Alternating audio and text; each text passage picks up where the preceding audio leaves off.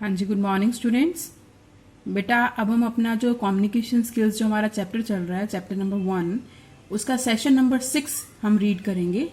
Session number 5 में आपने क्या सीखा था कि जो हमारे राइटिंग स्किल्स होते हैं ना, राइटिंग स्किल्स हमने सीखे थे ना, राइटिंग स्किल्स 1 था वो। अब हमारा सेशन 6 है जो वो है राइटिंग स्किल्स 2। तो राइटिंग स्किल्स 1 में हमने क्या सीखा था? 1 में देखो हमने क्या क्या क्या सीखा था कि एक्टिव वॉइस, पैसिव वॉइस क्या होते हैं, हमारे डिक्लेरेटिव, इंटेरोगेटिव और इम्पेरेटिव जो सेंटेंसेस होते हैं वो क्या होते हैं, है ना। सेंटेंसेस के बारे में, वर्ब्स के बारे में, और मेन आपका जो टॉपिक था इसमें फ्रेजेस के बारे में सीखा था, सेंटेंसेस के बारे में सीखा था। अब जो हम नेक्स्ट कर रहे हैं वो हमारा है राइटिंग स्किल्स 2, जो हमारा है सेशन नंबर 6। ठीक है बेटा। तो सबसे पहले सेशन नंबर 6 राइटिंग स्किल्स 2 में जो आपका है वो है पार्ट ऑफ स्पीच।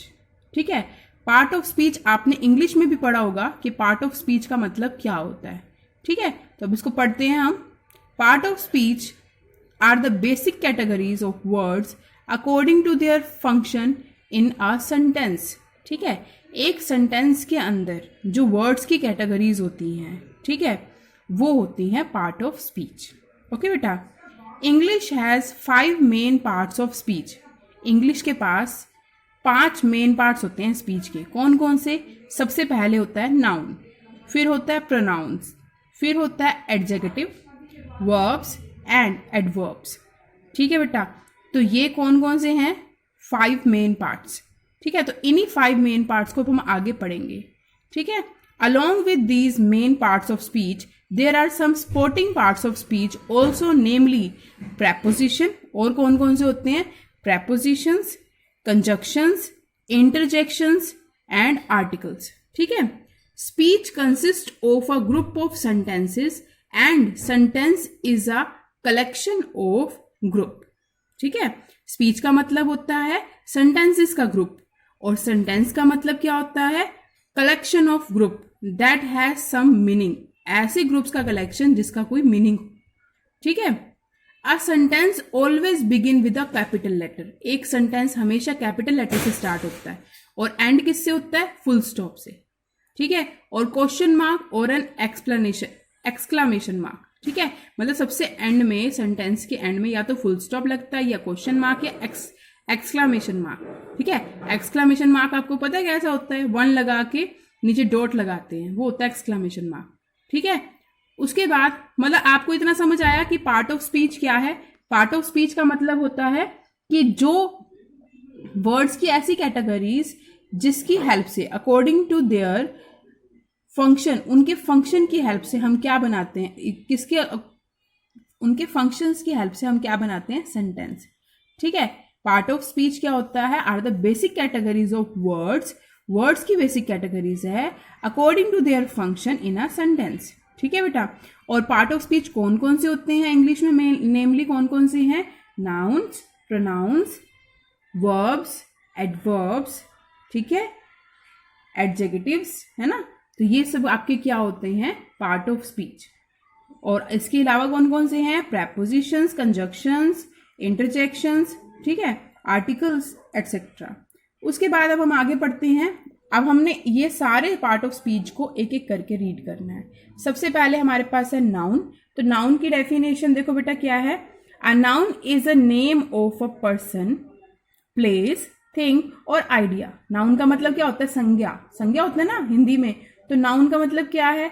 नाउन का मतलब है किसी पर्सन का नेम, किसी प्लेस का नेम, किसी चीज का नेम और किसी आइडिया का नेम। ठीक है, तो वो सब क्या होता है?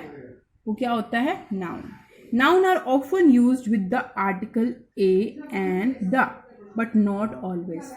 नाउन कभी कभी यूज होता है किन आर्टिकल से? A and the, but not always, लेकिन हमेशा नहीं। ठीक है बेटा।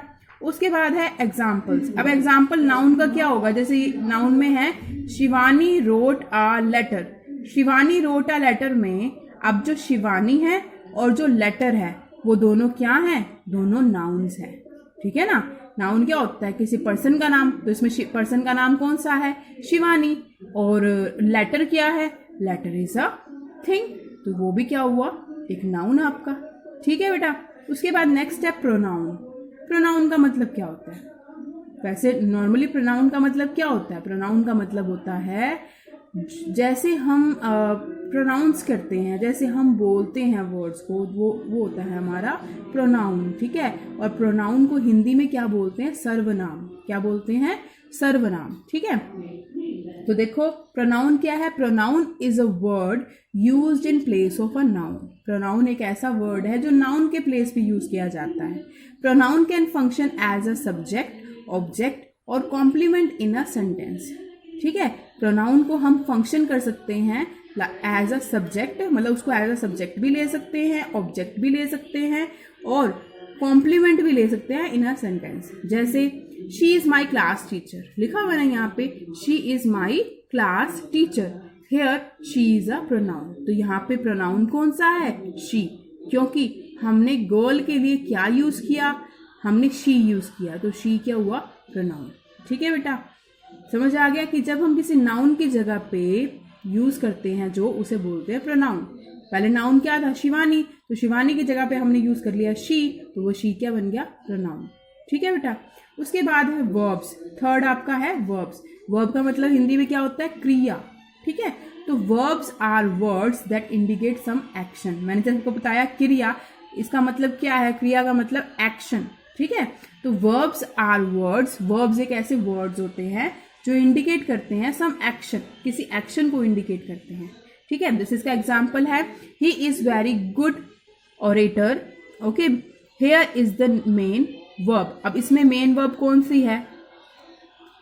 He is very good orator. ठीक है। तो इसमें मेन वर्ब है इज। ठीक है बेटा, क्योंकि हमने क्या बोला है कि वो एक गुड ऑरेटर है, तो उसमें मेन वर्ब कौन सी होगी? इज। ठीक है बेटा। उसके बाद है एडवर्ब्स। एडवर्ब्स का मतलब होता है, क्या होएगा बेटा? एडवर्ब्स का मतलब होता है जब हम वर्ब को कोई मीनिंग देते हैं, दैट इज एडवर्ब। जैसे पहले हम इसकी डेफिनेशन रीड करते हैं। Adverbs, these are words that add meaning to the verbs. ठीक है। एडवर्ब ऐसे वर्ड्स होते हैं जो वर्ब्स के अंदर मीनिंग डाल देते हैं। ठीक है, जैसे मैंने आपको बताया है। Adverbs can also be use to answer the question how, when and where. Adverb हमें किस लिए यूज होते हैं? हमारे क्वेश्चंस को आंसर देने के लिए। जैसे हाउ, हम क्वेश्चंस में यही लिखते हैं ना, हाउ, व्हेन एंड वेयर, तो दीज आर द एडवर्ब्स। जैसे अभी यहाँ पे एग्जाम्पल है China won quickly, here quickly is an adverb. ठीक है ना। एडवर्ब क्या हुआ? क्विकली, क्योंकि चाइना जल्दी जीतता है, तो क्या होएगा? क्विकली, यानी कि जो हमारी इसमें खासियत है वो क्या है? क्विकली। तो क्विकली इज एन एडवर्ब। ठीक है। उसके बाद है एडजेक्टिव्स। एडजेक्टिव्स होती है विशेषता। ठीक है। तो adjectives are words that describes other words, a noun or a pronoun. Adjectives can be used to answer the question. ठीक है। एडजेक्टिव किस लिए यूज होता है? क्वेश्चंस के आंसर देने के लिए, है ना। हाउ, व्हेन एंड व्हाई, वही हमने एडवर्ब में किया था। बट एडजेक्टिव और एडवर्ब में फर्क क्या है वो हम एग्जाम्पल से समझते हैं। The parrot is green, here green is an adjective. अब इसमें भी क्या है? खासियत बता रहे हैं ना हम। द पैरेट इज ग्रीन, तो विशेषता इसकी क्या है? कि पैरेट क्या है? ग्रीन है। ठीक है बेटा। तो ये हमने क्या, कौन कौन से पार्ट ऑफ स्पीच पढ़े हैं? हमने noun, pronoun, verbs, adverbs and adjectives. ठीक है बेटा, समझ आ गया। उसके बाद हम आगे पढ़ते हैं। ये हमारे पार्ट ऑफ स्पीच थे। आगे है हमारा स्पोर्टिंग पार्ट ऑफ स्पीच। तो स्पोर्टिंग पार्ट ऑफ स्पीच मैंने आपको बताया था ना कि इसके अलावा भी और आपके पार्ट ऑफ स्पीच होते हैं। कौन कौन से होते हैं? Prepositions, conjunctions, interjections and articles. ठीक है। Along with the main parts of speech, sporting parts of speech use to make a sentence. Sentence को बनाने के लिए और कौन कौन से पार्ट ऑफ स्पीच यूज होते हैं? Let us learn the sporting part of speech. तो द फिगर गिवन बिलो। तो कौन कौन से पार्ट ऑफ स्पीच है? प्रेपोजिशंस। तो प्रेपोजिशंस क्या होते हैं? Prepositions they connect one word with another. Prepositions क्या करते हैं? एक वर्ड को दूसरे वर्ड के साथ कनेक्ट कर देते हैं, जोड़ देते हैं। To show the relation between them, उनके बीच में रिलेशन शो करने के लिए। ठीक है। जैसे एग्जाम्पल लेते हैं, the mobile is lying on the table. Okay, तो इसमें जो मोबाइल है, ठीक है, उसको किसके साथ कनेक्ट कर दिया, टेबल के साथ, ठीक है। और नेक्स्ट है example, the grocery shop is at the end of the road. तो हमने क्या इसको क्या किया, रिलेट कर दिया ना कि ग्रोसरी शॉप कहाँ पे है, रोड के एंड पे है, ठीक है। तो they are generally use, preposition कहाँ यूज हो रहा है, they are generally use to answer the questions where, when and how. तो ये भी कब यूज होता है, जब हम जनरली क्वेश्चन पुट करते हैं, वेयर, व्हेन एंड हाउ, ठीक है। जब हम किसी से क्वेश्चन पुट करते हैं ये चीज़ कहाँ है, कब होगी या कैसे होगी, तो उसके आंसर्स विद प्रेपोजिशंस दिए जाते हैं, ठीक है। उसके बाद है कंजक्शंस। कंजक्शंस क्या होती हैं, कंजक्शंस बोलते ही आपको तीन चीज़ें ध्यान आ जानी चाहिए। वो कौन सी हैं कि जब हम दो सेंटेंसेस को जोड़ते हैं आपस में, ठीक है, तो उसे बोलते हैं कंजक्शंस। तो वो जोड़ने वाली चीज़ें कौन सी होती हैं, जैसे अब मैं आपको बता रही हूँ, कल मैंने ये भी किया और मैंने ये भी किया, ठीक है। तो और यानी कि जो और है वो दो सेंटेंसेस को जोड़ रहा है, ठीक है। तो दिस इज द कंजक्शन, जैसे and, or, but, these are the conjunctions, ठीक है। देखो अब पढ़ते हैं इसको।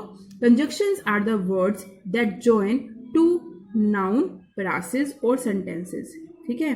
दो नाउन्स को, फ्रेसेस को और सेंटेंसेस को जो जोड़ता है उसे बोलते हैं conjunctions. Commonly use conjunctions are, commonly कौन सी यूज हो रही है, एंड, और बट। मैंने अभी आपको बताया ना, तो इसका एग्जाम्पल देखो, बहुत ईजी है। Misha and I go to school together. Misha और मैं, मीशा और मैं को जोड़ दिया, गो टू स्कूल टुगेदर, हम दोनों साथ में स्कूल जाते हैं, ठीक है। और इसको अगर क्वेश्चन के फॉर्म में देखना है, would you like to have tea और कॉफी, तो अब इसमें किसको जोड़ा, टी और कॉफी। तो दो सेंटेंस को एक ही सेंटेंस में डाल दिया। अगर हम would you like to have coffee ये अलग बोलते, और would you like to have tea ये अलग बोलते, तो दो सेंटेंस होते। अब इसको कंजक्शन ने क्या कर दिया, उसको एक ही सेंटेंस बना दिया। कैसे, would you like to have tea और कॉफी, क्या जोड़ के, कंजक्शन जोड़ के, जो क्या थी, और, ठीक है बेटा। उसके बाद आपका है इंटरजेक्शन। इंटरजेक्शन क्या होता है, इंटरजेक्शन एक्सप्रेस स्ट्रॉन्ग इमोशंस, ठीक है। जब हमारे इमोशंस आ जाते हैं ना सेंटेंस में, तो उसे बोलते हैं इंटरजेक्शन। सच एज हमारी हैप्पीनेस, सरप्राइज कोई हो, एंगर गुस्सा हो, या पेन हो, तो ये हमारे क्या होते हैं, तब हमारे इंटरजेक्शंस लगते हैं सेंटेंस में। They generally have an exclamation mark at the end, और उन्हीं के लिए हम क्या लगाते हैं, एक्सक्लामेशन मार्क लगाते हैं। देखो जैसे यहाँ दे रखा है वाओ, जब हम करते हैं वाओ तो दैट इज आवर हैप्पीनेस, तो हम क्या लगा रहे हैं एंड में, एक्सक्लामेशन मार्क। तो ये सेंटेंस के स्टार्टिंग में लग जाता है वाओ, ठीक है।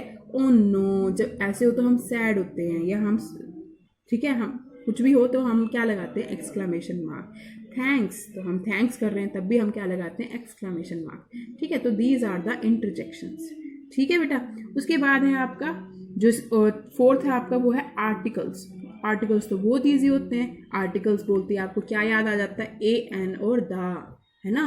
तो ए, एन और द हमारे सेंटेंसेस में कैसे यूज होता है और कहाँ यूज होता है, तो ये हमें कौन बताता है, आर्टिकल्स, ठीक है। Articles are generally used before nouns, ये कहाँ यूज होते हैं, हमेशा नाउन से पहले लगते हैं, ठीक है। An is used before words starting with vowels, ठीक है। जब वर्ड से पहले हम वोवल्स लगाते हैं, वोवल्स कौन कौन से होते हैं, ए, ई, आई, ओ, यू। तो जब वर्ड से पहले वोवल्स लगते हैं तो वहाँ पे किसका यूज होता है, एन का। और ए का यूज कहाँ पे होता है, जहाँ पे कॉन्सोनेंट साउंड होती है, ठीक है। एंड द का यूज कहाँ पे होता है, जहाँ पे पर्टिकुलर ऑब्जेक्ट की बात होती है, ठीक है, जो पर्टिकुलर ऑब्जेक्ट को रेफर करता है। जैसे अब एन का एग्जांपल देखो, एन अम्ब्रेला, तो अम्ब्रेला में यू लग रहा है ना आगे, तो यू क्या है, वोवल है, तो इसलिए इसके साथ क्या लगेगा, एन।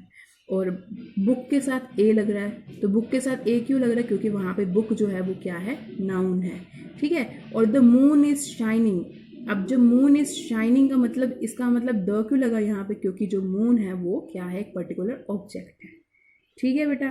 तो समझ आ गया आपको। ये आपके जो है पार्ट ऑफ स्पीच, जो एक्स्ट्रा पार्ट ऑफ स्पीच है वो कौन से हैं, prepositions, conjunctions, interjections and articles. उससे पहले हमने कौन से पढ़े हैं, जो अभी ऊपर पढ़े थे, नाउन्स, है ना बेटा। कौन कौन से पढ़े थे, देखो, nouns, pronouns, verbs, adverbs and adjectives, ठीक है बेटा। तो ये सारे पार्ट ऑफ स्पीच आपको करने हैं। और अब इसकी है इसके बाद है यूज़ ऑफ आर्टिकल्स। आर्टिकल्स का यूज़ क्या होता है, ठीक है। तो आगे इसकी एक्सप्लेनेशन है। डेफिनाइट आर्टिकल क्या होता है, इनडेफिनिट आर्टिकल क्या होता है, फिर पैराग्राफ्स क्या होते हैं वो हम पढ़ेंगे।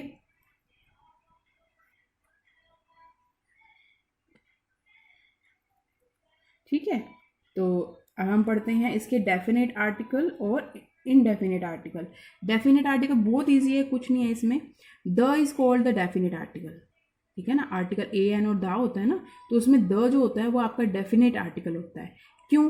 क्योंकि it defines its noun as something specific, वो नाउन को स्पेसिफिक शो करता है। For example this is the river, ठीक है, तो रिवर क्या है, दैट इज स्पेसिफिक।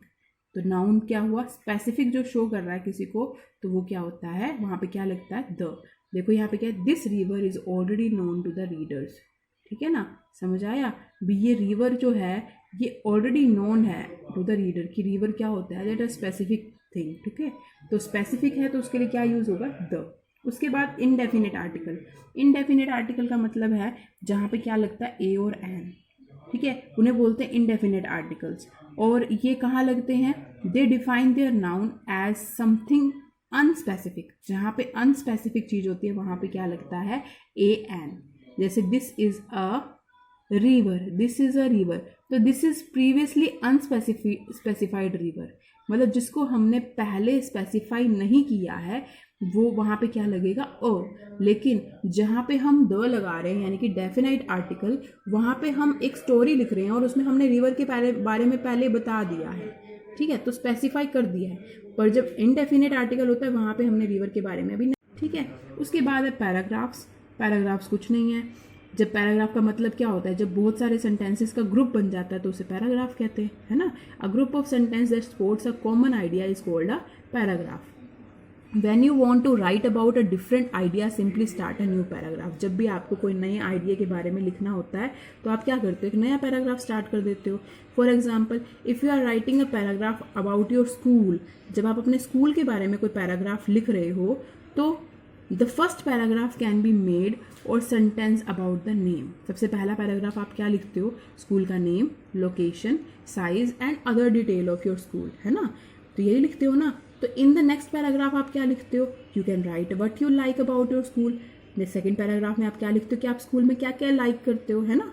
तो जब भी आप किसी के बारे में भी लिखना शुरू करते हो सबसे पहले उसके आप इंट्रोडक्शन देते हो एक पैराग्राफ में, दूसरे पैराग्राफ में उसके बारे में बताते हो, ठीक है ना, तो आप पैराग्राफ्स में लिखते हो। तो इसमें भी अब आपके देखो दस a paragraph is a brief piece of writing. तो इसका आपकी डेफिनेशन क्या बनेगी, पैराग्राफ क्या है, paragraph is a brief piece of writing that's around 7 to 10 sentences long. मतलब इसमें 7 से लेके 10 सेंटेंसेस तक जो चीज़ होती है वो पैराग्राफ बन जाती है, ठीक है। उसके बाद it has a topic sentence, spotting sentences that all relate closely to the topic, sentence and concluding sentences, ठीक है। उसके बाद अब हम इसको पढ़ेंगे। पहले आपका कौन सा है, टॉपिक सेंटेंस, फिर आपका है स्पॉटिंग सेंटेंस और फिर आपका है कंक्लूडिंग सेंटेंस, ठीक है। तो पढ़ते हैं इसको। सबसे पहला आपका है टॉपिक सेंटेंस। तो टॉपिक सेंटेंस के लिए, टॉपिक सेंटेंस का मतलब क्या है, it has the main idea. Topic sentence का मतलब है कि यहाँ पे हमारा मेन आइडिया है। Topic sentence is usually the first sentence but it can appear at any point in the paragraph. The main thing is to make sure that you have a topic sentence because it gives you paragraph it focus। अगर आपके पास paragraph लिखने के लिए topic ही नहीं है तो आप paragraph लिख ही नहीं सकते, है ना। अगर मैं आपको कहूँ स्कूल का नाम ही ना दूँ कि स्कूल पे लिखो तो आप क्या लिखोगे, आप पहले सोचोगे ना कि मुझे लिखना किसके बारे में है। तो टॉपिक सेंटेंस का मतलब है कि इसके पास मेन आइडिया होता है। Topic sentence is usually the first sentence, पहला सेंटेंस जो हम पैराग्राफ में लिखते हैं वो होता है हमारा टॉपिक सेंटेंस। उसके बाद स्पोर्टिंग सेंटेंस। स्पोर्टिंग सेंटेंस में हम उस चीज़ की डिटेल लिखते हैं, detail that relate to and support to the topic sentence, ठीक है। और कंक्लूडिंग सेंटेंस का मतलब होता है जिसमें हम ब्रीफ रिफ्लेक्शन देते हैं, ब्रीफ लिखते हैं जिसके बारे में, अपने मेन आइडिया के बारे में, ठीक है। तो वो होता है हमारा कंक्लूडिंग सेंटेंस। बहुत ईजी है बेटा, है ना। तो ये अब आपका हो गया, आपका ये चैप्टर यहाँ पे बेटा ख़त्म हो रहा है। तो सेशन नंबर 6 आपका लास्ट था इस चैप्टर में। उसके बाद अब आपके इस पर फिलअप्स हैं, बहुत इजी फिलअप्स हैं, है ना। There are dash main parts of speech. तो कितने पार्ट्स ऑफ स्पीच हैं आपको पता ही है, 5। मेन जो है 5 है ना, तो यहाँ पे क्या लिखोगे 5। A group of sentences that support a common idea, group of sentences जो कॉमन आइडिया को सपोर्ट करता है इज कॉल्ड अ पैराग्राफ। अभी हमने पढ़ा है ना, पैराग्राफ होता है ना ग्रुप ऑफ सेंटेंसेस, ठीक है। और a an and the are the example of articles, ये तो आपको पता ही है। और ये 3 क्वेश्चन जो हैं, what do you mean by pronouns, list all supporting parts of speech and explain interjection with giving suitable examples, ये आपको तीनों क्वेश्चंस करने हैं, ठीक है बेटा। क्योंकि मैंने आज आपको इसी के बारे में समझाया, तो आप ये तीनों क्वेश्चंस करोगे। उसके बाद बेटा अब ये वहाँ पे आपका चैप्टर खत्म हो रहा है, तो यहाँ पे अब आपकी ना फाइनल वर्कशीट आएगी। ये मैंने आपको लास्ट टाइम दिए थे, है ना, MCQs। उसके बाद अब मैं आपको जो दूंगी वो होंगे ये फिलअप्स, ठीक है। ये फिलअप्स हैं जो मैं आपको आज दूंगी करने के लिए। आंसर्स भी मैंने लिख दिए हैं। उसके बाद अब हम करेंगे शॉर्ट आंसर टाइप क्वेश्चंस और लॉन्ग आंसर टाइप क्वेश्चंस। ये शॉर्ट आंसर टाइप क्वेश्चंस आपको खुद ढूंढने हैं और लिखना है, क्योंकि ये ठीक है, क्लियर बेटा। और लॉन्ग आंसर टाइप क्वेश्चंस भी आप ढूंढोगे, अगर जहाँ पे आपको प्रॉब्लम आएगी ना वो मैं आपको बताऊंगी, ठीक है बेटा। क्योंकि अब आपकी बेटा बड़ी क्लास हो गई है, 9th क्लास हो गई है, अब आपको खुद ढूंढने चाहिए क्वेश्चंस, है ना। चैप्टर की अगर आपको समझ आ गई है तो प्रॉब्लम आएगी ही नहीं बेटा। और चैप्टर भी बहुत ईजी था, कम्युनिकेशन स्किल्स, है ना। तो ये बाद में प्रैक्टिस टाइम के लिए है कि आपको कम्युनिकेशन पे पावर पॉइंट प्रेजेंटेशन बनानी है। ये हम तब करेंगे जब हमारा स्कूल स्टार्ट होगा, ठीक है। उससे पहले अभी हमने यहाँ पर शॉर्ट आंसर और लॉन्ग आंसर क्वेश्चंस करने हैं, और यहाँ हमारा चैप्टर नंबर 1 जो है वो फिनिश हो रहा है, ठीक है। तो इस बारी मैं आपको क्या दे रही हूँ, इस बारी मैं आपको ये फिलअप्स दे रही हूँ करने को, ठीक है। ये फिलअप्स आप करोगे, और जो अभी आप ऊपर हमने किया है ना ये वाली एक्टिविटी जो हमने सेशन नंबर 6 किया है, उसके 3 जो क्वेश्चंस हैं वो आप ढूंढ के लिखोगे, और इसके फिलअप्स जो हैं वो आपने करने हैं, ठीक है बेटा। तो अब इसको बड़े ध्यान से करना बेटा, ठीक है। गॉड ब्लेस यू बेटा, थैंक यू।